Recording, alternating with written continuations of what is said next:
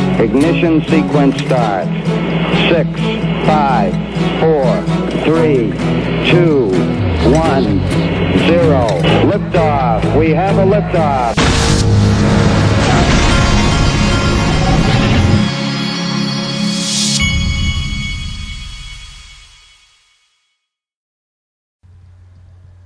Hey everybody, this is the Digital Asset Investor.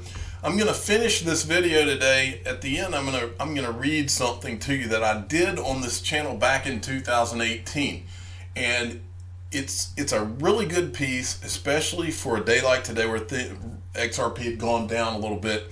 But it really does tie all this together and really make you realize, especially those of you that are new to the community, make you realize.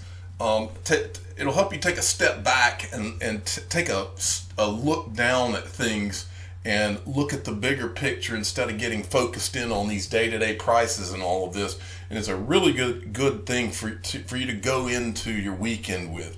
And so someone sent it to me, and I'll give them acknowledgement here when I get to it. This first thing I got was from the Davey92, and he sent me this.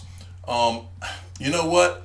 He did not send me this. I've got things out of order, but give him a follow anyway. I apologize to Davey because I got things out of order here. It happens sometimes. I'd moved one of these tabs to a different place.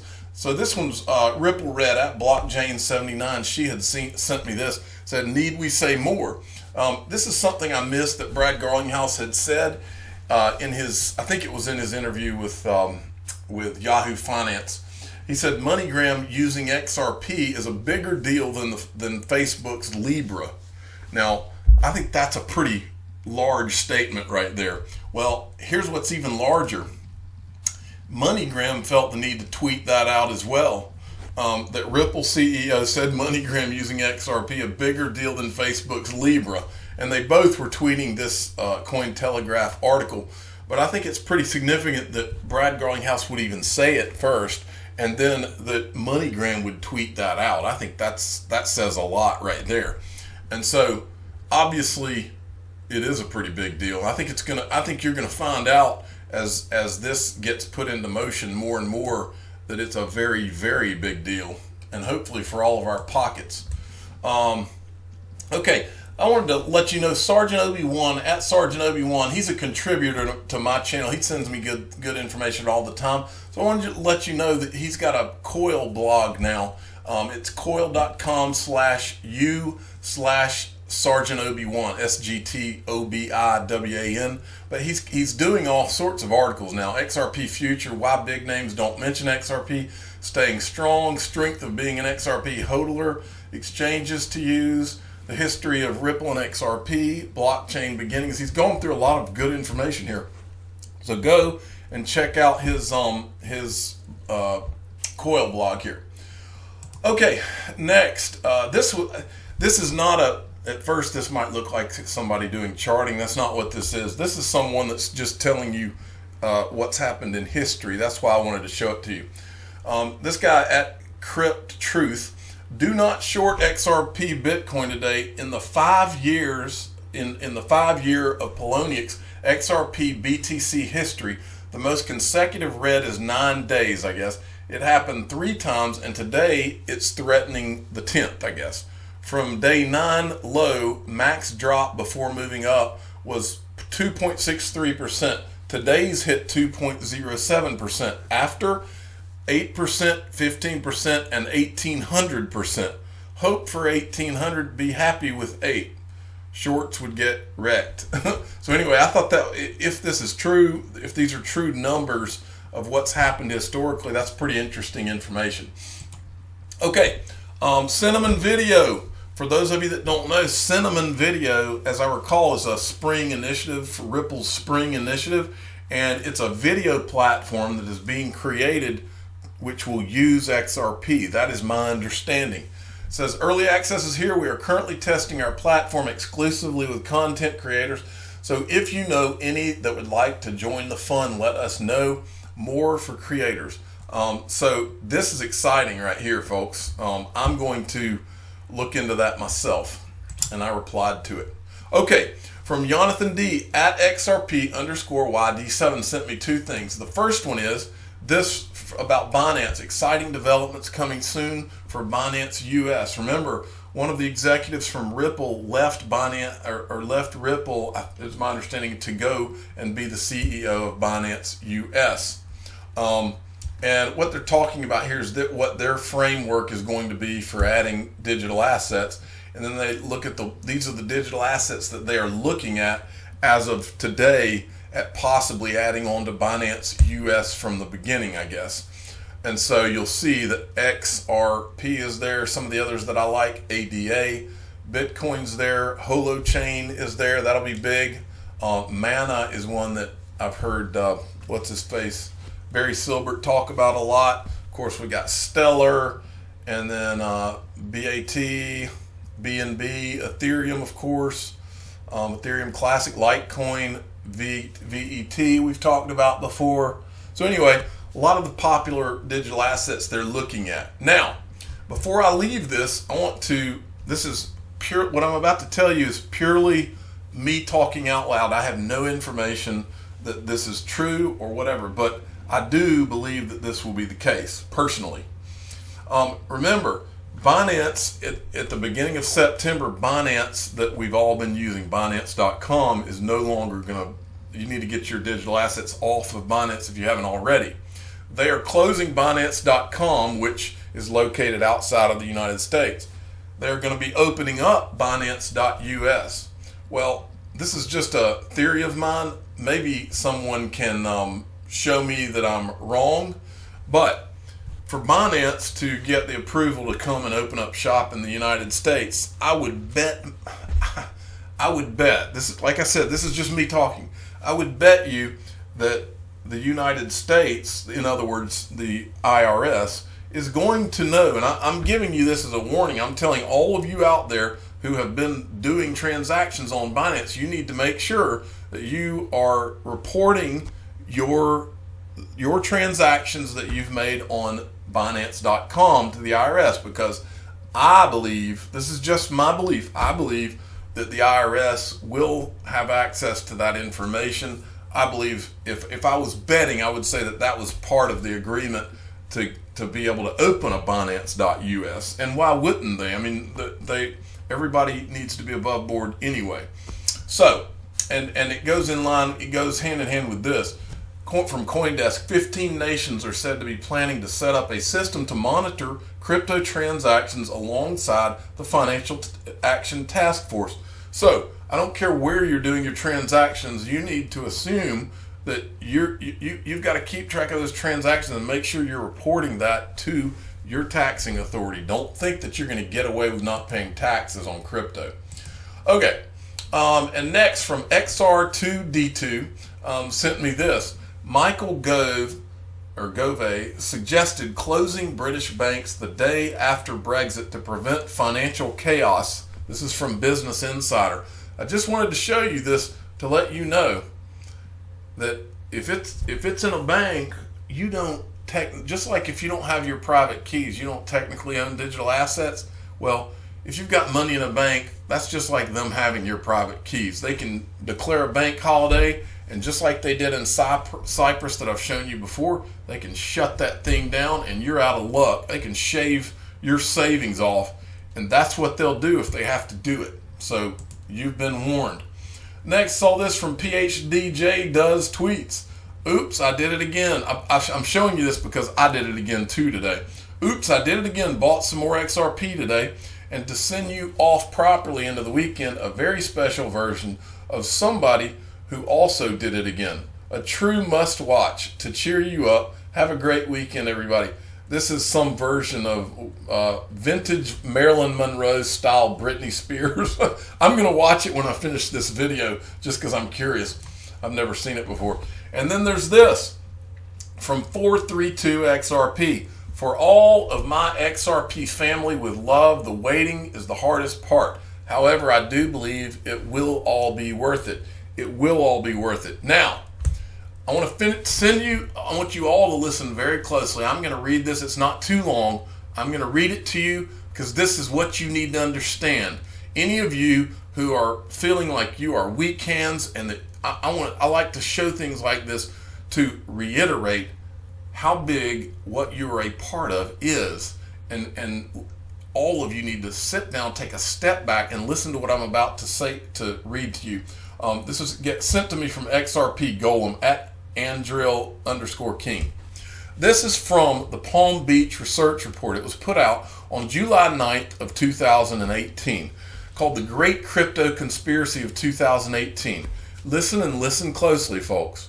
If you're offended by sex, violence, and salty language, then you should skip this article. Deadwood was an acclaimed Western series that ran on HBO from 2004 to 2006. The series was set in the town of Deadwood, South Dakota, during the Black Hills Gold Rush of the late 1870s. As you can imagine, the show was full of shootouts, filthy language, and quite a few sex scenes. Certainly not a show you'd want to watch with your kids. But there is an episode of Deadwood that holds a valuable lesson for crypto investors.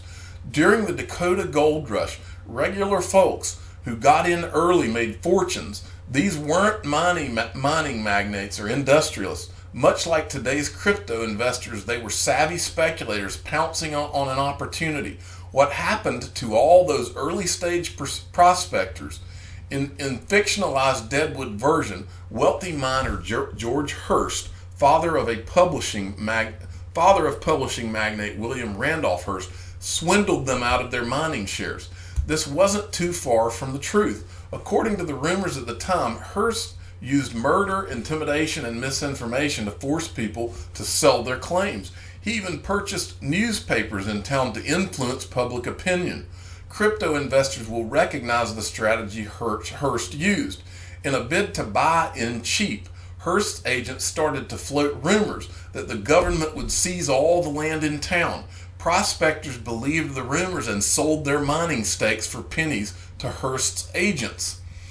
The conspiracy worked. Hearst and his partners bought the biggest mine in the region, Homestake, for a bargain basement price of $70,000, $1.7 million in today's dollars.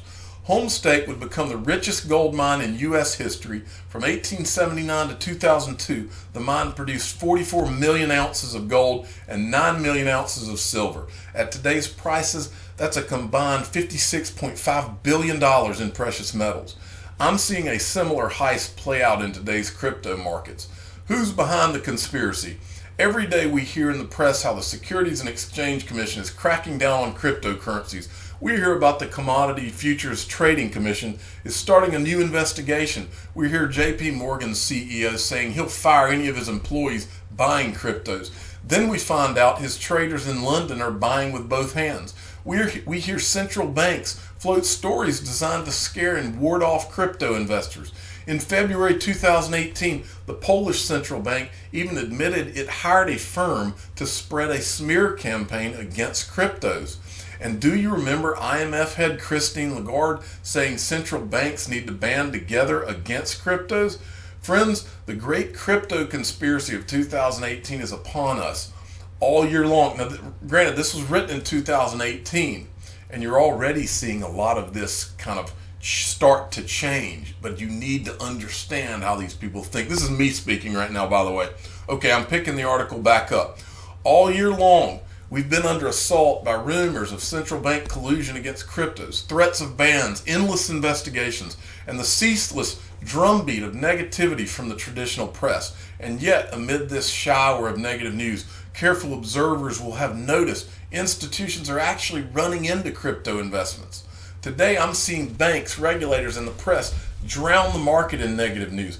They're using the same old trick Hearst used to scare speculators so he could scoop up Homestake mine for pennies. Guess what? It's working. Institutions are getting the best prices on cryptos since mid-2017, while the average investor is panic selling. Big investors are buying. Crypto wealth is being redistributed. Over the last 90 days, we've seen some of the biggest investors in the world flood into cryptos. Wall Street investment bank Goldman Sachs announced that it would launch a crypto trading desk. Susquehanna the 12th largest trading firm in the world by volume, announced it would start trading cryptos too. The firm even went as far as creating its own custody company to hold its cryptos.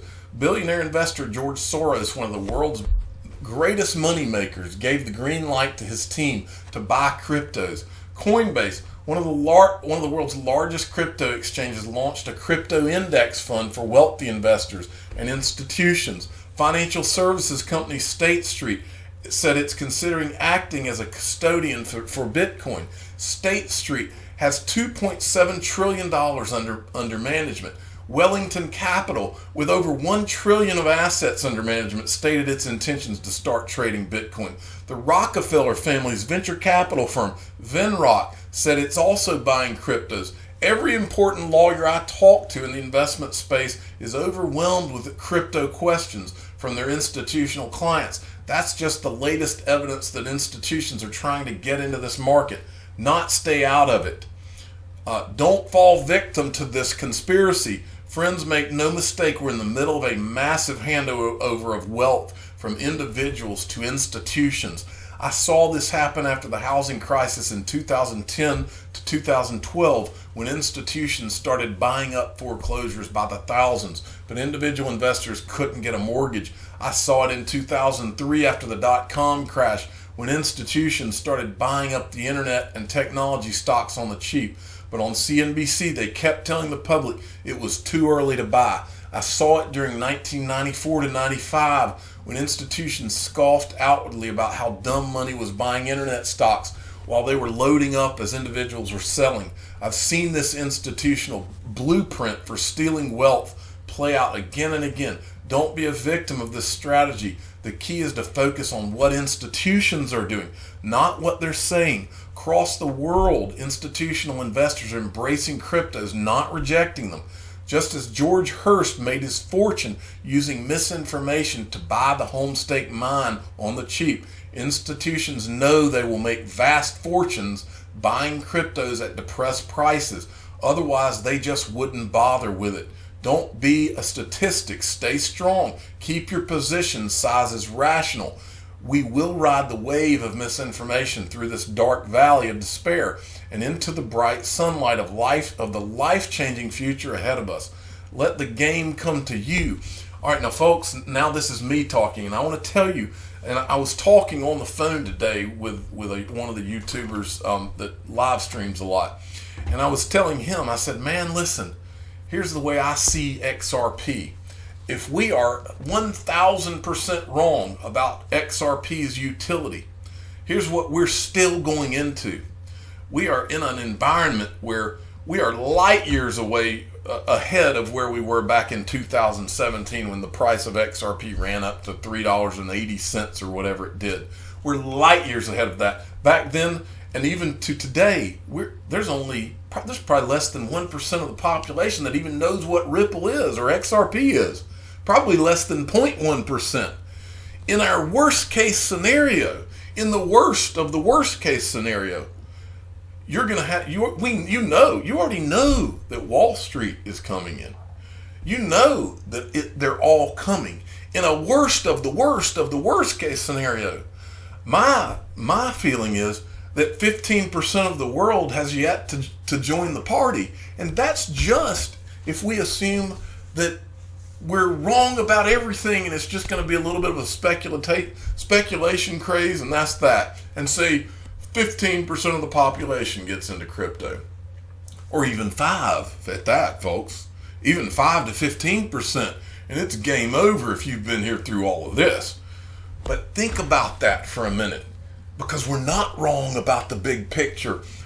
Everything, if you've paid attention to everything you've not just heard on this channel, but seen on Twitter and listened to some of these smart people in this game, people that are much smarter than I, people that I cover, people that I show you every day, and the things they've found, and the rocks that we've shown you, Ripple underneath, XRP underneath, and the people that are running Ripple, and the connections that they have, and the meetings they're able to get into, meetings that only someone who can pick up the red phone and make that call. If you piece it all together, it's unbelievable what's ahead for us. And I go into this weekend extremely excited, not because of this article. I just thought this article could help some of you who aren't who have not seen what I've seen. But I feel like I tell people sometimes I feel like I've seen so much now that I feel like I've become enlightened in some kind of way, because I've seen all of the pieces so many times, and it's like it finally all comes together in your head and you finally get it. It's like you finally understand. And that's how I feel, where I feel like I am. But that doesn't mean that I don't understand, that sometimes I need to go back and lay out take a step back for you and show you that big picture. And for that reason, I wanted to read that to you. I'm the digital asset investor. I'm not an investment advisor. This is for entertainment purposes only. Please subscribe and hit the like button and tell your friends and family that there's a good chance that the digital asset investor is going to have a margarita and cheese dip tonight. I'm feeling it again for some reason. Thank you for listening.